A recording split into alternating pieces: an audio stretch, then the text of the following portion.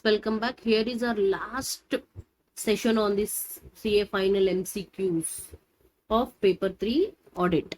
Okay. Question number 96. CA Ram is practicing in the field of financial management planning for over 12 years. He has gained expertise in this domain over others. Mr. Ratan, a student of Chartered Accountancy course, is very much impressed with the knowledge of CA Ram. He approached CA Ram to take guidance on some topics of financial management subject relating to his course. CA Ram, on the request, decided to spare some time and started providing private tutorship to Mr. Ratan along with some other aspirants for 3 days in a week and for 2 hours in a day. However, he forgot to take specific permission for such private tutorship from the council. Later on, he came to know that the council has passed a resolution under the regulation 190A granting general permission for private tutorship and part-time tutorship under coaching organization of the institute,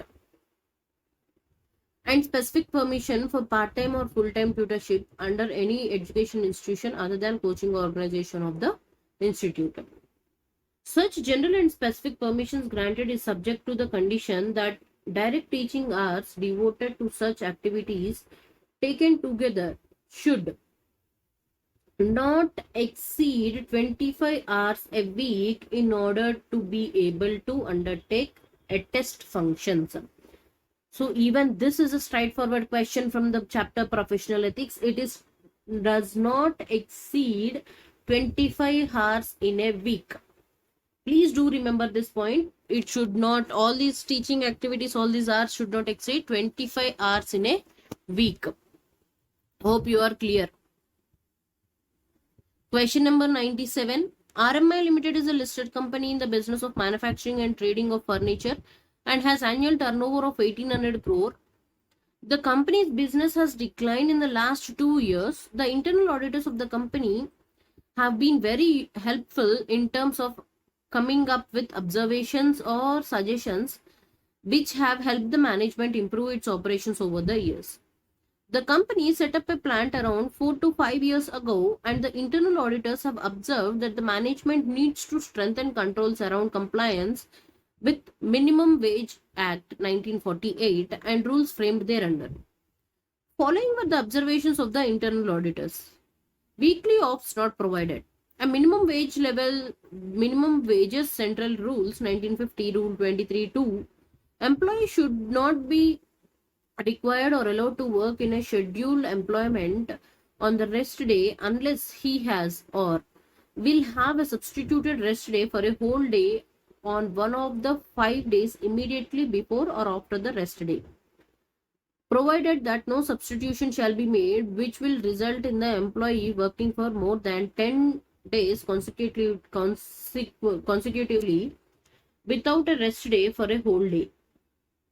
However, on review of the attendance records of the contractual workers, it was noted that contractual staff worked continuously for more than 10 days, ranging from 13 to 31 consecutive days. The second point was the working hours exceeded the maximum limit of 12 hours a day. As per Rule 24, the working day of an adult worker should be so arranged that inclusive of all intervals of rest, if any, shall not spread over more than 12 hours on any day. However, on a sample review of attendance records of the worker of the company of April for contractual workers, it was noted that there were 24 exceptions wherein workers have worked for more than 16 hours up to 23 hours a day. The management explained to the auditors that this has been a practice in the area in which the company is operating. Further, the management also told that they will review the working schedules of the workers and ensure that the compliance with the requirement. Hence, that weekly offs and extended hours of labors will be as per legal requirements. Please suggest the internal auditor in respect of this matter. What he will do? He'll give his report. He'll comment in his report along with the management's comments. Okay, we'll go through the options. This is a good recommendation by the internal auditors which the management plans to implement. However, it should not be reported as an observation. It should not be reported. It has to be reported. No. So option A is wrong. Option B says if the management agrees to implement the corrective action by the current financial year end, the internal auditor should not report this matter in his report. No. He has to report, and along with his observations, he should also record the management's comments. Option C says internal auditor's observation should be reported in his report along with management comments. Yes, option C is the correct option. Option D says internal auditor should look at the significance of this matter, and looking at that can ignore this point. No, he cannot ignore, and he should report the same in his report. Okay. Question number 98 says Strong Steel Limited has reported high turnover of 650 crore in a year 2021 as compared to earlier years, but its sales return has increased to 10% from only 4% up to last year. The management is concerned about the high sales returns and feels a need to get operational audit done for sales and production department of the company. The company is also having an internal audit department in the company. Elaborate the possible reasons or reason why management is getting operational audit done when internal audit has already been done for both the departments.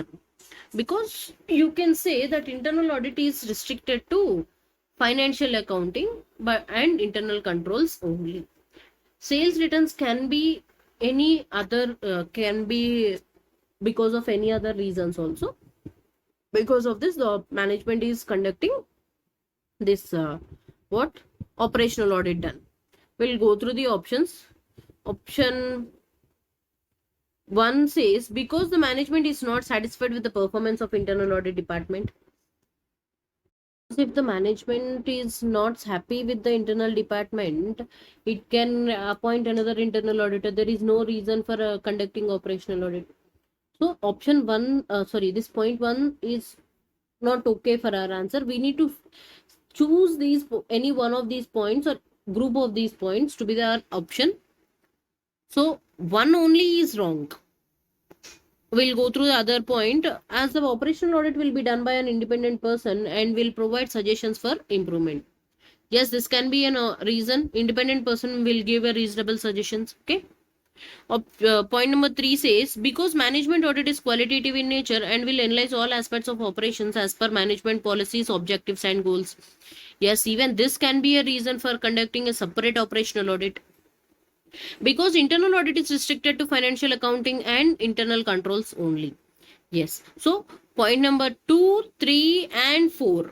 These are the only points from the set of 4 points which were given to us seems to be correct. So option C is the correct option.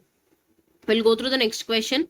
In accordance with the provisions of Companies Act 2013 with respect to the investigation into the affairs of a company, who can be appointed as an inspector? Who can be appointed as an inspector?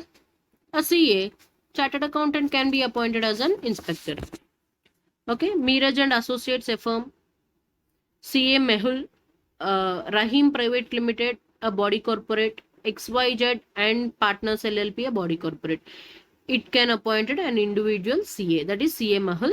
So option D is the correct option. We'll go through the last question, our 100th question. AOP Private Limited is currently engaged in closing of its books of accounts for the financial year ended on 31st of March 2020. The company has always been a compliance savvy and also engaged consultants for the same. The business of the company has been stable over the years and profitability has been good over the last 3 years. The company got registered for GST on time. Since registration, the company has been filing statements of returns in GSTR 3B. However, annual return 9 has not been filed by the company. Proper officer issued a notice for failure to file annual return within 15 days. Even then, no annual return was filed by the company within the time permitted. Please advise. In such case, company can be deemed to be a non-filer. So option A says in such a case, company becomes a non-filer. So option A is the correct option, but still we'll go through the other one also.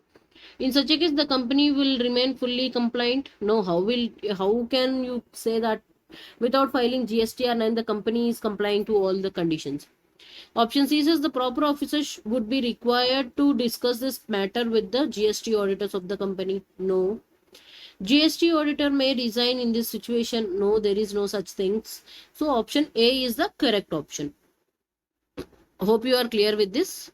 I want you to go back to question number 22. Question number 22. CA Samir, after developing the audit strategy for Menka Limited, developed an audit plan but finds a need to revise the materiality level set earlier, and therefore a deviation from the already set audit strategy is felt necessary. In this case, he should devise an audit plan first and then change the strategy as per the revised plan. So new audit plan has to be developed first. Previously, this question has already been discussed, but still I am discussing it because my answer has differed from ICAI. I want you to write the ICAI answer to get good marks. Okay. Option D is the correct option. Devise a new audit plan and then change the strategy as per the revised plan.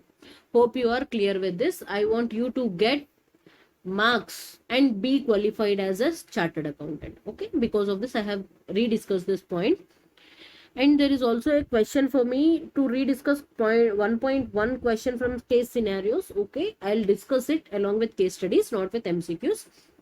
That's all. We have completed the entire case studies, entire MCQs of paper 3, advanced auditing and professional ethics. This booklet has been completed with MCQ part. For MCQ part, it has been completed. Hope these videos are helpful to you. If you find these videos please do like, share and subscribe.